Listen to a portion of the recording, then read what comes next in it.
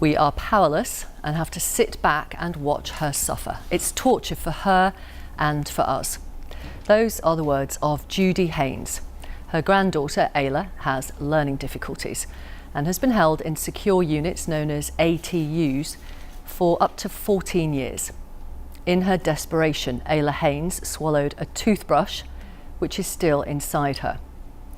Patients are supposed to be admitted for 9 to 18 months, but the average stay in an ATU is more than 5 years. 4 years ago, the government and NHS England said it would close at least 35% of the places at ATUs by the end of March this year, yesterday in fact, and provide alternative care in the community instead. But the Department of Health have missed their own deadline and now have pushed the deadline back. Our reporter Noel Phillips has been to meet the parents of young people living in ATUs.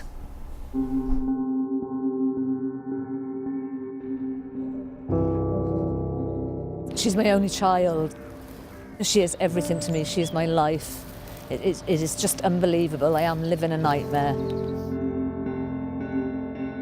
At age 19, Ayla Haynes was admitted to an assessment and treatment unit, or ATU, after struggling with anorexia and other mental health illnesses.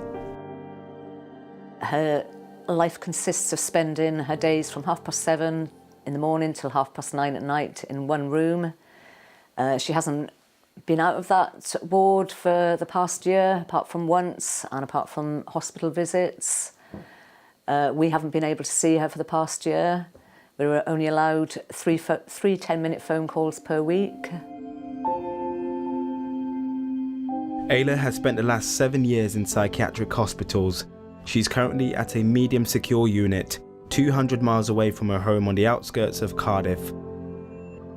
Her mum says her prolonged stay has had a detrimental effect on her health. She's got a huge bald patch on her head now where her hair will never grow, just from all the head banging that she's done. And that's irreversible. And one of the doctors said possibly she's caused more brain damage through the head banging. So I don't know, I don't see a happy ending really. She loved dressing up in the village carnival, Llanstefan Carnival, and she's dressed up as Dalmatian. Are you worried that you might never see her again? Yes, very much so. I say I'm 78 years of age and I've got a heart condition, and it's distressing. Not only for me, but having to watch Ayla suffer and watch my daughter suffer and being powerless to do anything about it. I've tried for 7 years and written to so many people for help, and it's just not there. There are nearly 2,300 adults and children with autism and learning disabilities living in assessment and treatment units across the country. There was a systemic failure to protect the vulnerable residents who lived here at Winterbourne View. Time and again, concerns are being raised about the way in which patients are restrained. ATUs came under increasing scrutiny in 2011 after the BBC exposed horrific abuse of patients at the residential hospital Winterbourne View. The Panorama programme led to the government promising to shut down all similar units. The government and the NHS promised to close many of these beds. People are spending many years in there. They shouldn't be. Awful things are happening to people in there, and they shouldn't be. And in the same way that asylums were closed, these places need to be closed, and people need to be supported in the community. People are supposed to be admitted in ATUs for 9 to 18 months. But NHS figures show the average length of stay is more than 5 years. Having her away from home is obviously very difficult, but why are you so worried? She is so desperate to end it all, really. She currently has a toothbrush inside her because she swallowed a toothbrush. An actual toothbrush? An actual toothbrush. You couldn't imagine this happening to anyone. It is your worst nightmare. Emails shown to us appear to confirm the incident. A senior social worker at the secure unit told the family in June 2018. In respect to the toothbrush, Ayla has had an X-ray and the hospital reported that they expect it will pass naturally. The ward team will continue to monitor her physical observations regularly.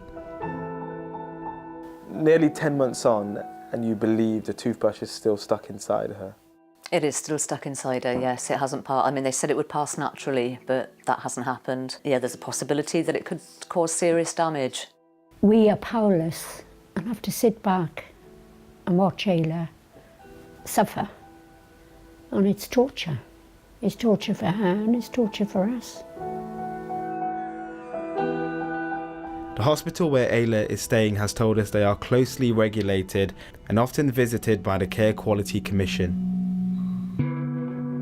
In 2015, the government set a target to move between 35 to 50% of people with learning disabilities and autism out of inpatient units and into the community. It was called Transforming Care. But the programme has missed its own 5-year deadline, only achieving around 20% and leaving over 2,000 people on psychiatric wards. So today we're going to see Jade and really looking forward to it. We haven't seen her for a couple of weeks. Linda and Chris are making a 2-hour journey from Birmingham to Nottinghamshire to visit their 27-year-old daughter. Before she went into a psychiatric hospital, well, even when she was ill, before she went into a psychiatric hospital, she was very, very different. She was vivacious, she was lively, she could engage in long, in conversations with her peers, with us, etc., etc. But since she's been ill, that's all disappeared. At age 14, Jade Hutchings started self-harming, which led to her parents being advised that she had to be sectioned. She's currently at a medium secure unit in the East Midlands. I wake up in the middle of the night and I'm crying. Yeah. I'm just crying because I'm so sad. Jade is the last thing I think of at night and the first thing I think of in the morning. Yeah, there's no, in a sense, peace in your mind because you're always coming to terms what's happened to your daughter. Jade's not a danger to anyone, never has been. I mean, can you even envisage another situation where a human being is locked up on the presumption of guilt, on what they might do to themselves or to others? Can you imagine a court that would accept that? But it seems to be with mentally ill people, you lose that right. You lose that basic human right to be free. 13 years on, Jade's parents are unsure as to when she will return home. They say in a previous psychiatric hospital, she was locked in a secluded attic room for hours. In one of the hospitals that Jade was in, she was actually locked in a room for 9 weeks, and it was so awful for her because there was nothing in the room apart from a telly on a high bracket on the wall, nothing for her to do. She wore rubber clothes, nothing on the bed, not even a sheet. It was just awful, and we had to go there and it was heartbreaking. Jade's family says she is still being held because the authorities believe she poses a risk to herself. Birmingham City Council, who are responsible for her care, told us it can't comment on her case for reasons of patient confidentiality. Well, ATUs are really like the old Bedlam institutions in Victorian times. Labour's Shadow Care Minister says the government has allowed private companies to make millions of pounds by treating NHS patients in psychiatric units that fail to provide suitable care. There have been 40 deaths in these units since 2015, and 9 of those were deaths of people under 35. The government must recommit itself, must re-pledge to close these placements down. There is even a question of why paying 5 times, for instance, the amount that it would cost to have a community placement is good value for money. It just isn't. This is public money, this is taxpayers' money.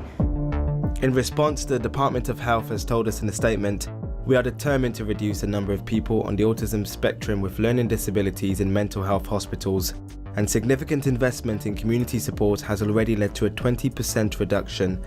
They go on to say the NHS is committed to reducing inpatient numbers by 35% by 2020. I'm sitting on the dock of the bay, watching the tide. With the right support outside of inpatient units, it is possible to transform people's lives. Fawzia Hussain spent 22 months at a secure unit in the East Midlands, where her family says that she was repeatedly restrained by staff. It was a very hopeless place. So even I'm a child psychiatrist, I couldn't access the right support. I couldn't have a meaningful dialogue with the expert team that were looking after her. I'm aware of so many families that haven't been as lucky, and I live in fear that Fuzzy may end up back in a place like that. So I do think we won the lottery in a way in the support that we got and the care that she has at the moment. While some families have been reunited, experts say unless proper funding is provided to local authorities, thousands of teenagers and young adults will remain in assessment and treatment units.